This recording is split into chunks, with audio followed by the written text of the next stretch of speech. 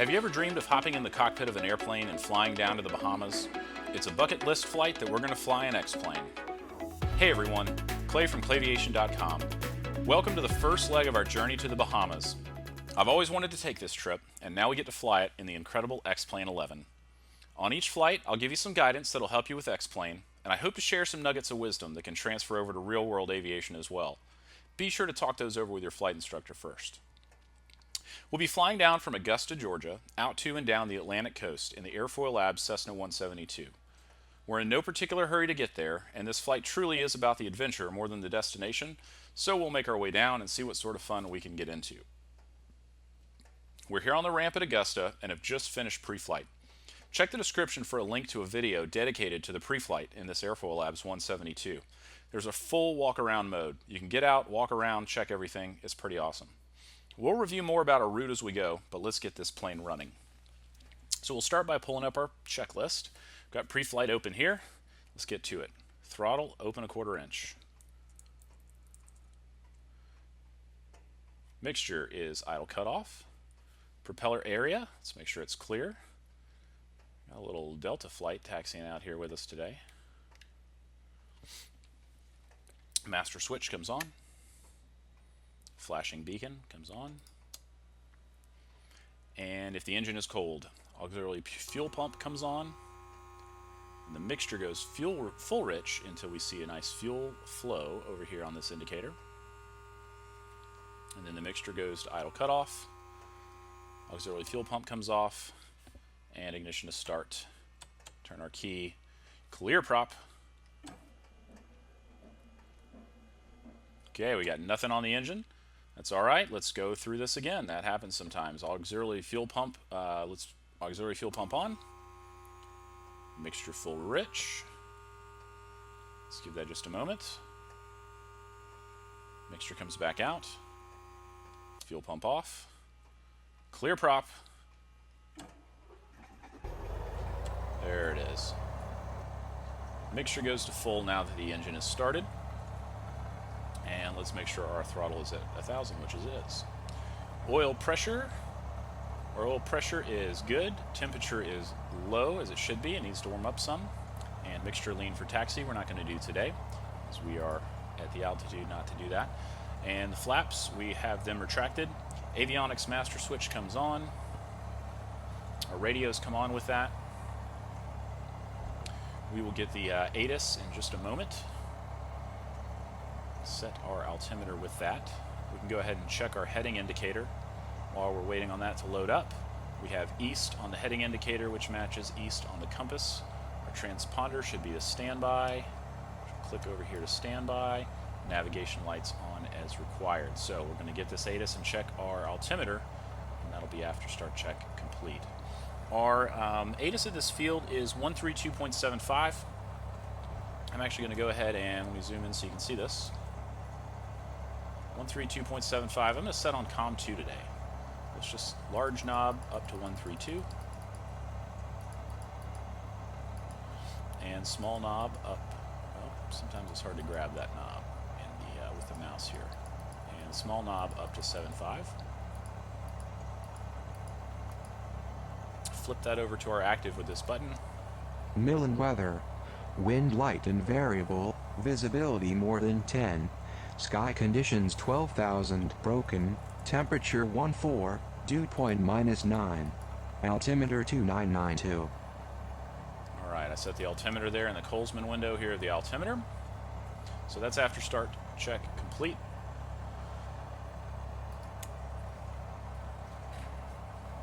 The first leg's theme here is pilotage and dead reckoning.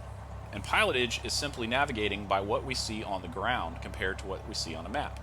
And the dead reckoning is the way that we calculate our flight path based on winds and speed, distance, and time.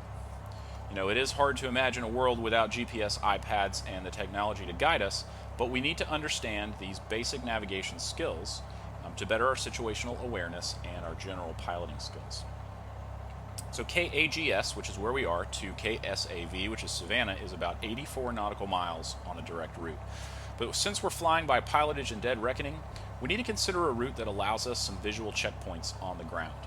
And while X-Plane does model many of the roads, land, and water features pretty well, a sure bet when it comes to visually identifying ground features is to use airports as the checkpoints when we can. And plus, then we have more options to land if we need to for some reason. So I've selected a course that takes us over more airports than the direct route, and it only adds a few miles to the trip. Let's look at that route on a sectional chart. Check out skyvector.com if you need access to one. Otherwise, going to a local airport and picking up a paper sectional is really pretty cool, or you can use an old one if you got one laying around. I've picked up some checkpoints along the way, and we'll go over those once we're in the air. But just know for now that once we take off, we're going to follow a course to the southeast that'll take us along the river. We should be reaching our cruising altitude as we pass the town of Jackson, and that'll serve as our first checkpoint to make sure we're on the right path. We're about to taxi to the runway. I always like to have a taxi diagram on me. A couple ways of determining where you are. You can actually go up here to your settings. If you go open your flight settings and hit change location, it shows that we're on Augusta Regional at Bush Field, KAGS. Click Customize. I'm just going to show you a little diagram of what's going on here. And you can see our Delta flight. It looks like our Delta flight is now waiting for us to take off. In the simulation world, they can wait for us. You can actually select where you want to start. You can select on a runway start. You can click this over and select a ramp start, which is kind of what we've done. And you can actually, if you're on the runway start, you can either select on the runway or you can choose a 3 or 10 nautical mile approach if you want to practice some landings or whatnot. So in this case, we will discard our changes to come back to where we are. But another thing you can do that's handy is just press C to go into free camera mode, and that's going to allow you to use your arrow keys to move up and down. You can use the Q and E keys to look back and forth, R and F to look up and down, and then the period comma keys to kind of zoom in and out. And that can let you play with some different views outside of what you might be able to find otherwise. So we'll go ahead and taxi to the runway now. So we can see, yes, our Delta plane is waiting there for us to take off. So we love to fly the friendly skies too. We will release our brakes and power up just a bit. We're going to test our brakes with the buttons I have configured to make sure our brakes work. They do. And then we're going to head over to runway 8 for departure. As we taxi, our miniature airplane on our turn coordinator turns in the direction of the turn, and the ball swings to the outside of the turn. That means it is working appropriately. The compass swings in the direction. Compass swings freely, rather. Our heading indicator is turning with that.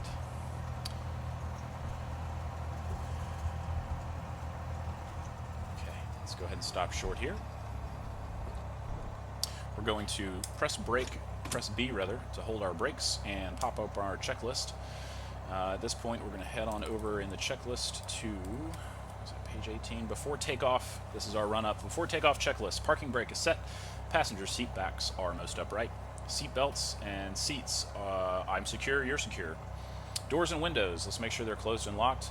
The other day I actually had this door pop open on me in flight, and I'm not sure if I clicked it on accident or not, but that's what happened.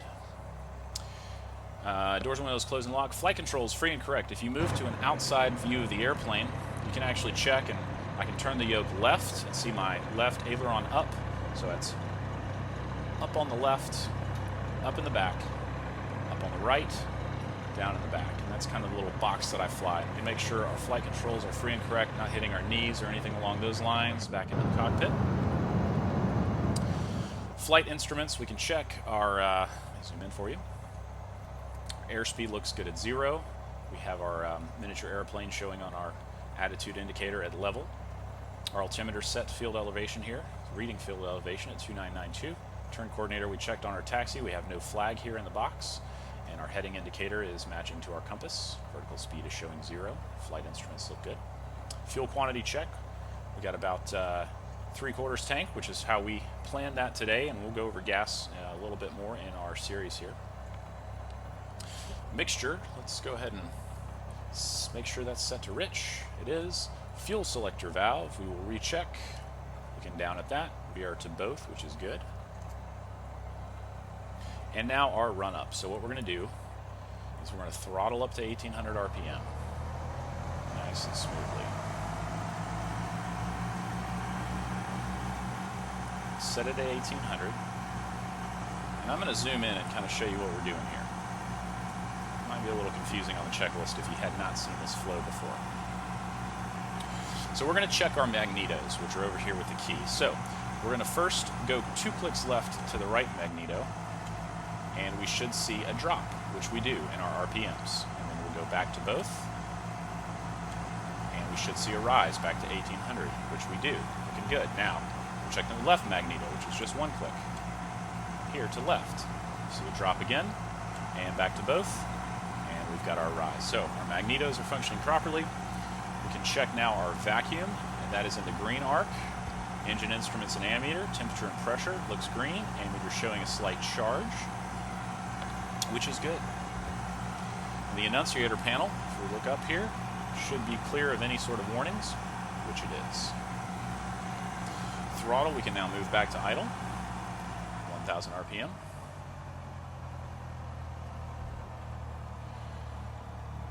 We can set our radios, which we're not going to today. It's beyond the scope of this lesson. We're doing pilotage and dead reckoning and not speaking to anyone. We will later in our series, however. Nav and GPS switch we don't have to worry about, as we are going old school. Autopilot is off, however. I would like for us to go ahead and set our autopilot, because we are going to be flying using our autopilot today. We'll talk about that a little bit. Big knob over here, we will set to 5,000. Small knob set to 500. We're going to be cruising at 5,500 today. The other thing we can go ahead and set is our heading bug, which is here at our heading indicator. Now you can use this red knob here, or you can actually just use a key that I have. I have mine set to a key on my yoke. 135 is going to be our compass heading today. So we'll go ahead and set 135 over here. There we go. But our autopilot is indeed off. Manual electric trim. We go down to our trim wheel here. We can actually check our trim, which looks to be well out of where it needs to be based on whoever flew this last. So I'm going to go ahead and set our trim, let that come back up. Elevator trim set for takeoff, which is this little middle line here. Boy, that trim was really cranked down. And we're going to be ready to go.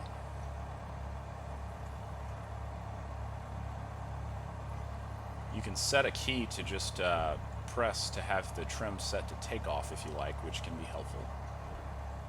I don't have that programmed. So here we are, slowly adjusting our trim wheel. This last little part of cleared for takeoff is what I like to refer to as lights, camera, action. Because what we're doing is, we're turning on our lights, our landing, and our strobe. We are turning on our camera, which is let's get rid of this, which is our transponder to altitude. And then we are action. We're going to take off. One thing I'm going to do here is I'm just going to set this flight clock. I'm going to reset that flight clock. If I can, we're going to talk about that once we get going as well. And then we'll start that. Let's go ahead and roll out onto the runway. Brakes to release our brakes. Let's get a quick check to make sure nobody's coming or going. Now I use the CH Products Eclipse yoke, which I like for a lot of reasons. It does have thumb rudders. I highly recommend rudder pedals if you can get that set up. Sometimes it's a little bit hard for me to adjust my power and maintain good rudder control at the same time. But we'll see how we do.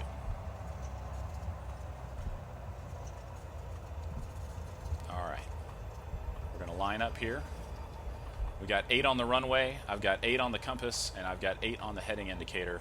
We're looking good. Let's roll. Smoothly advance that power. We're going to maintain our center line, and we're going to need to apply kind of more right rudder as we get going. Airspeed's alive. Oil temperature and pressure are in the green. We're looking to rotate at 55, there it is, and we're flying. Climbing at 74 is our VY speed today.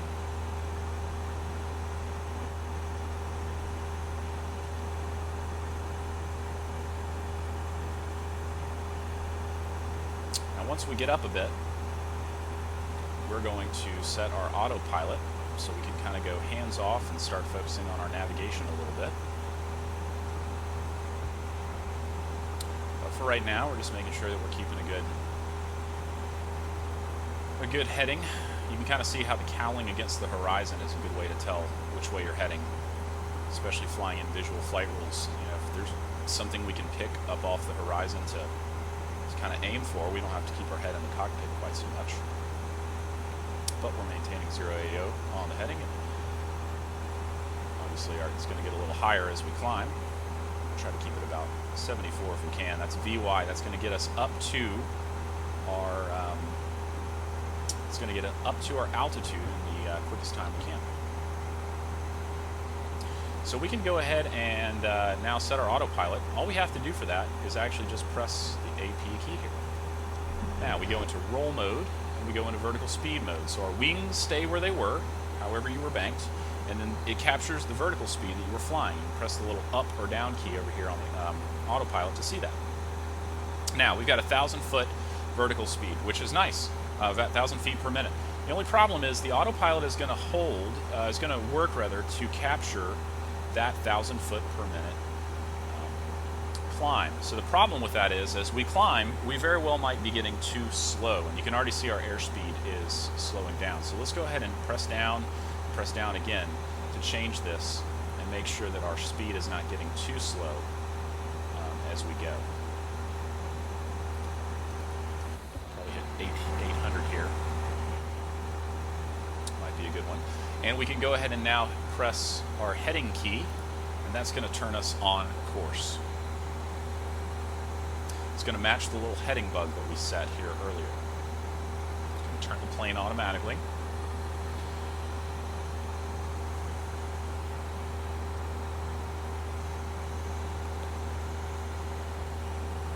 So right now we're climbing through 1,900 feet. We're heading up to 5,500 feet.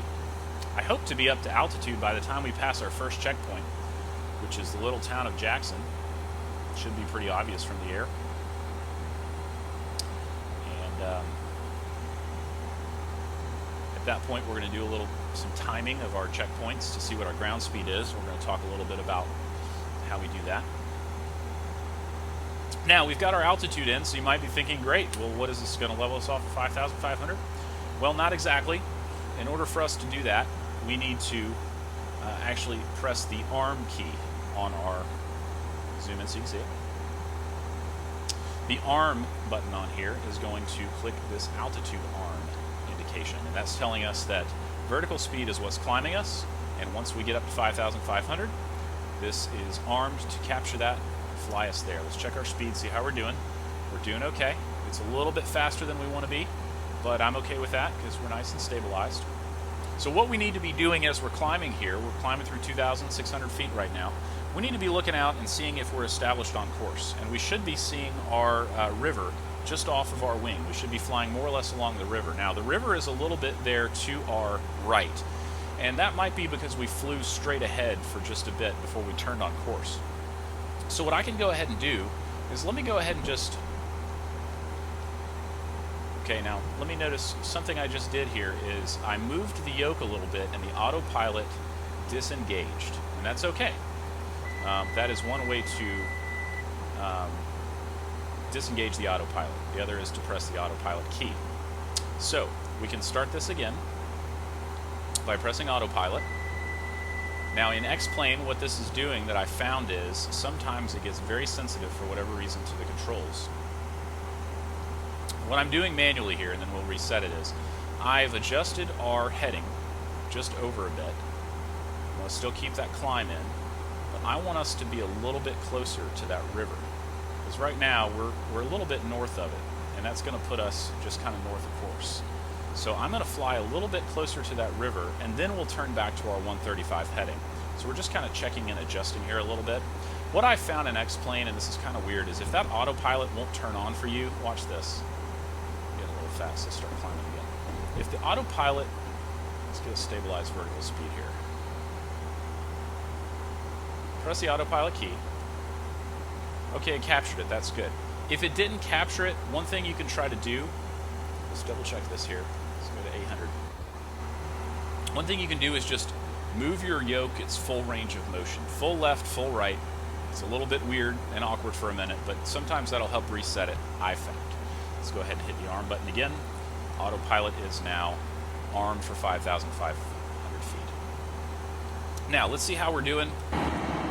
We're right back over the river here. We can see this kind of big U that's kind of jutting out, and that's good. Our course takes us right along that U, so we can actually now get back on course and turn back to our 135, which means really all we need to do now is just press heading on our autopilot, and that's going to just turn us right back to where we had it set to 135. So good little exercise in kind of disengaging the autopilot and how to get that back going in some of those nuances. So here we are back on course, feeling good about where we are in relationship to the river over there now. So we are at 4,500 feet. One thing we're going to notice in 100 feet is we're going to hear a beep on our autopilot, and that's going to tell us we're 1,000 feet away from altitude. That's our beep. Now, in 1,000 feet, we're going to level off at 5,500. We can see the town of Jackson kind of coming up off of our wing here. So the timing is going to work out nicely, I think, for us to level off, to gain some airspeed, and to start our timer for our checkpoint. Now, our Davitron clock over here is showing we have 6 minutes into our flight time. I'm not so much concerned with how long it took for us to get to our first checkpoint. My biggest thing is I want us to get up to speed and time from one checkpoint to the next to determine what sort of ground speed we're actually getting. We'll go over a little bit more about that in a minute. So, here we are at 5,000 feet. We are 500 feet from our altitude. We are just kind of coming into town here. So this is working out nicely. Now, as our airplane levels off at 5,500, something we need to watch out for is that since we no longer have a climb in, we're going to start to pick up airspeed naturally to our cruise speed. And we need to watch our RPMs to make sure we don't overspeed the airplane there.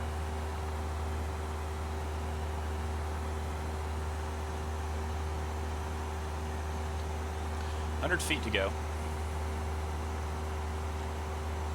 Town's right there on our left. There you go. Altitude is now showing down in our autopilot. That's been captured. You can see that the vertical speed is now dipping down closer to 0, and we're starting to pick up our airspeed, which is really nice. We're going to go ahead and mark this as time. If we flip over the select key here,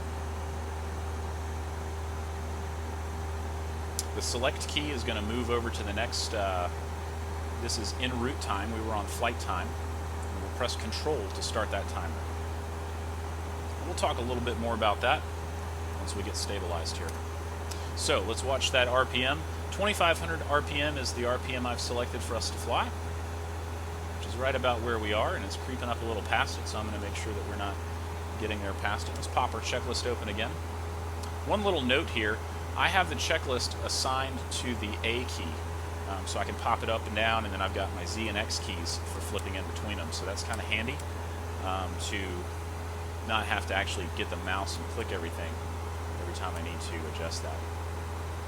So our cruise check here, power is set at 2,500, which is where we want it. We've got our cruise speed coming in nicely. Elevator trim is where we want it. We've actually got autopilot flying the trim. And then our mixture, we can go ahead and lean out. And as we lean out our mixture, you're going to see a rise in our exhaust gas temperature over here.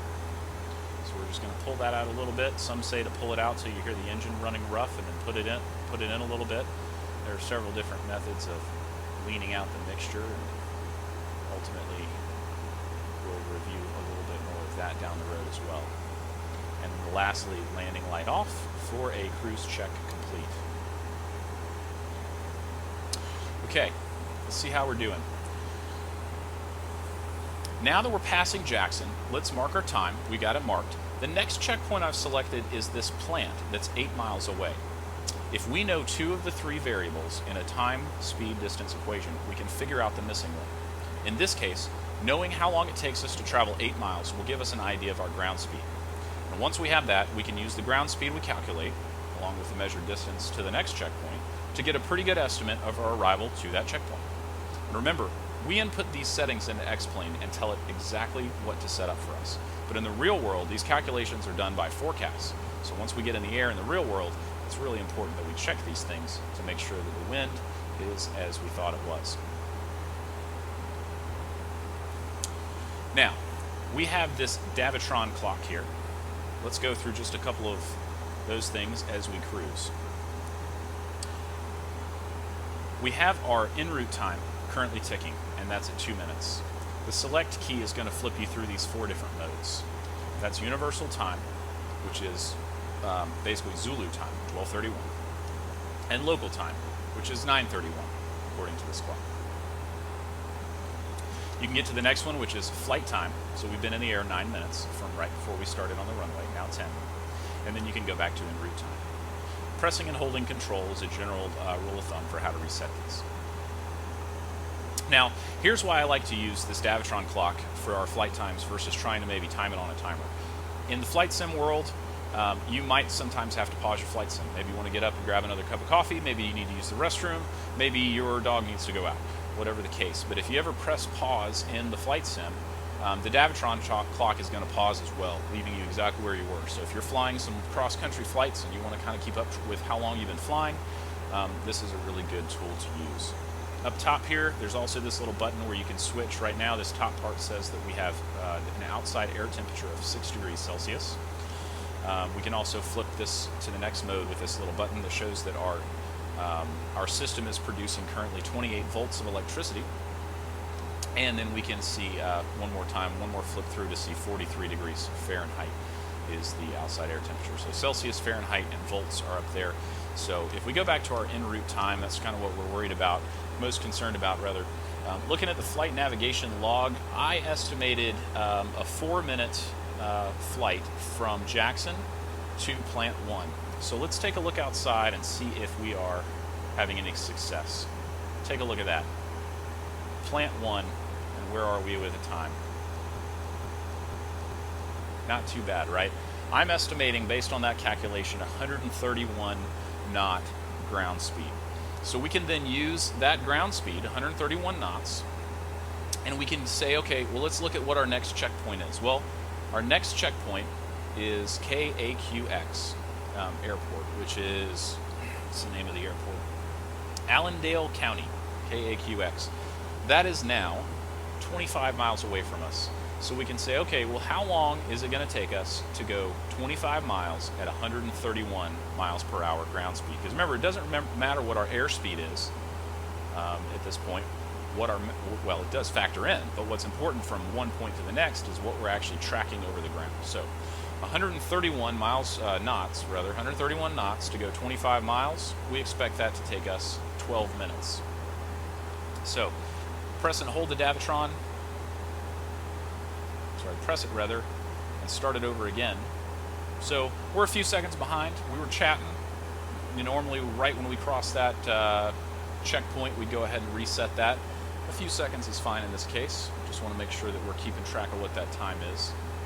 I'll usually round to the nearest 30 seconds or a minute or so. And we're looking for about 12 minutes. So in about 12 minutes, if all of our calculations are correct, we should be seeing the Allendale Airport. So now that we've got a few minutes to our next checkpoint, let's take a closer look at the flight log and the performance charts that I used to plan this flight, and kind of what went into that. If you need a flight log, I made this one just for kind of quick use in X-Plane. You can find some online. If you search for Dauntless Soft, I think they make a pretty good one. I think M0A, I think I've seen Jason put one out as well to his ground school members that also looks really good. So take a look at either of those. But we're cruising at 5,500 feet. We can actually open up our checklist and look over at our performance charts that are in here. Let's find where they are. Here we are, cruise performance. So we can look at this graph and determine that if we're flying at 5,500 feet and we've got standard temperature and 2,500 RPM, we're somewhere between 114 and 115 knots based on our altitude. So I used 115 from the performance chart with 2,500 RPMs. So how did we arrive at a heading of 135? Well, we calculate our heading using the winds aloft and our expected true airspeed that we got from the performance charts. And then we need to take into account things like magnetic deviation and variation. Magnetic variation is just simply the difference in true north and magnetic north, which we're flying around a 7-degree variation at this point. And deviation is just the way that the electronics in the airplane can affect the airplane's compass. And so if you see on here, there's this little compass card that shows, you know, for south, if you want to go 180, steer 180. If you want to fly 210 degrees, steer 205 degrees. So, you know, if you're flying 210 degrees, that's a 5-degree difference you got to factor in, and that's just for the electronics.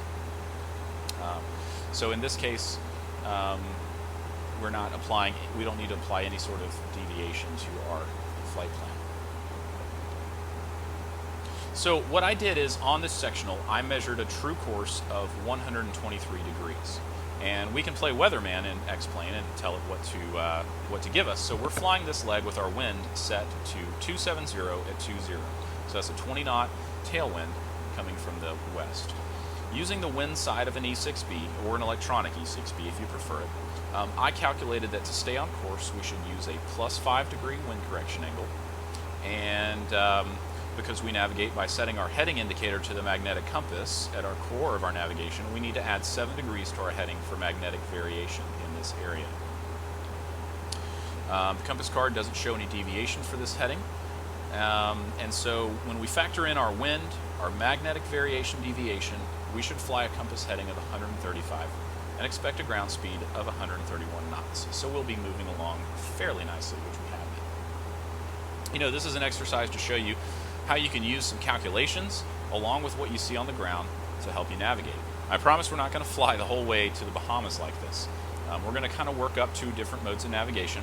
Once we get to our next checkpoint, we're going to pick up a VOR that's near the field, and we're going to follow it south down to Savannah. And I'll try to keep our navigation techniques varied as we go, because variety, after all, is the spice of life. So let's see how we're looking. We need to always be looking outside and thinking, what do I see below me and what do I see on the map? And one of the reasons that I didn't want to do a direct flight down to Savannah is because if we look around us right now, there's really not a lot to go off of.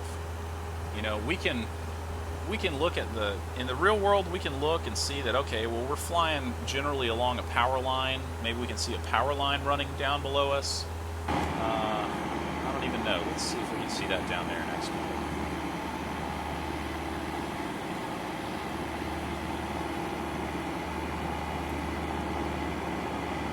I don't know.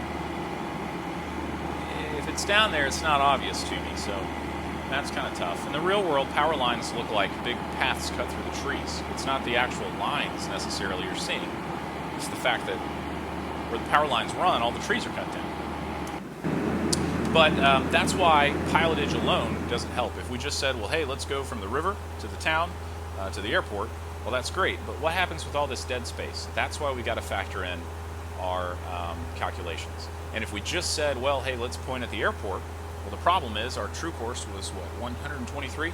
If we were flying 123, we would be flying, we wouldn't be taking into account our wind, and our wind would be, in this case, blowing us off course. So it's great that we're doing this. Let's take a look outside. We're at about approaching 8 minutes. We should be about 4 minutes away, so maybe we have some things we can see. I actually see our airport just ahead of us off our nose and the town just before it. So we are doing nicely. Our wind correction angle worked out with a 20-knot tailwind, kind of quartering tailwind coming at us. We've stayed right on course and headed exactly where we wanted to go. So we now have visual confirmation of our checkpoint. And we're just going to see how this time works out. We're going to give it about another 3 minutes and just see how close we were to our estimation.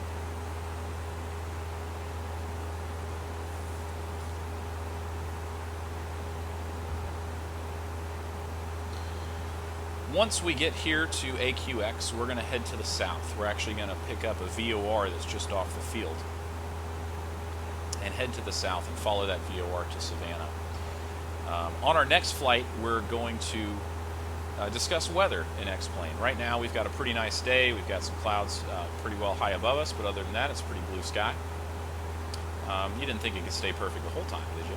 So we're going to throw some challenges in and throw some scenarios and see what we can learn about some weather. This is a good time. We've got about 2-3 minutes to go before we hit our airport. This is a good time for the subscribe checklist. Like the video. Let me know you're watching. Subscribe to the channel and keep up with the whole series and all the videos that come out weekly. And feel free to leave a comment if you feel so inclined.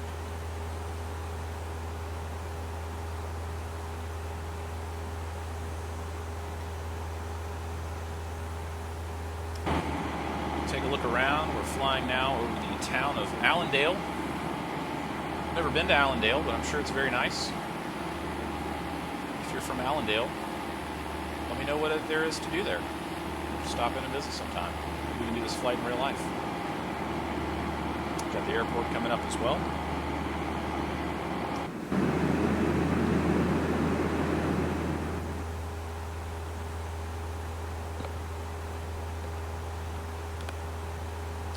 Now we could be getting our VOR set up at this point and intercepting the VOR, but again, we're going to mark our checkpoint here, and then we'll make a turn towards the south and intercept our VOR for the next time, for the next go round.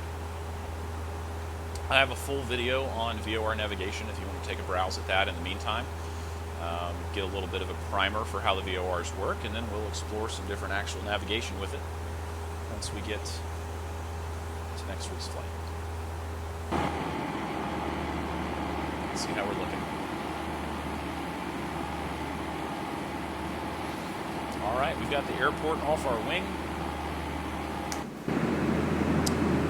We've got about 10.5 minutes, so it looks like we might actually have been a little bit ahead of time. We might have been doing a little better with our ground speed for one reason or the other than we might have thought.